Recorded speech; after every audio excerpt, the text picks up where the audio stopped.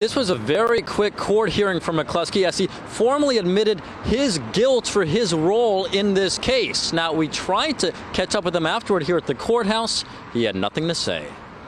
Mr. McCluskie, any comment? Sean McCluskie walking out of federal court in Sacramento Thursday just after pleading guilty to one count of conspiracy to commit bank fraud and wire fraud. Any response? McCluskie, who previously served as chief of staff to former U.S. Health and Human Services Secretary and California Attorney General Javier Becerra, did not answer questions as he left court. He, as well as Sacramento political consultant Greg Campbell and Governor Gavin Newsom's former chief of staff Dana Williamson, are accused of conspiring to fraudulently divert $225,000 from a dormant campaign account belonging to Becerra and then funneling that money to McCluskie. Campbell is expected to enter a guilty plea next month, but Williamson last week pled not guilty. Do you have any comment, Ms. Williamson? On Wednesday, Newsom confirmed he placed Williamson on leave last December upon learning of the federal investigation into her. His statement also said he was, quote, not privy to any details as the investigation unfolded, and this is not the kind of thing I'm used to seeing in public service. I hold our team to very high standards of ethics and accountability, and I'm still processing the seriousness of the allegations.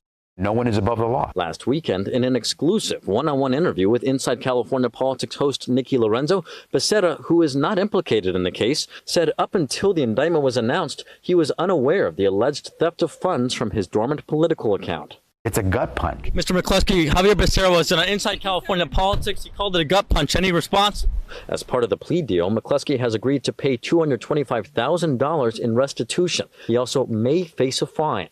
As for potential time behind bars, his charges come with a maximum 5-year prison term. But as part of the deal, prosecutors are asking the judge to impose the low-end incarceration range that come with the charges. McGeorge School of Law adjunct professor and lobbyist Chris McCaley is not involved in the case. He says attention now turns to the judge as he decides the final terms of McCluskie's sentence. It's up to the discretion of the judge, but generally they're going to follow the prosecution's recommendation in cases like this.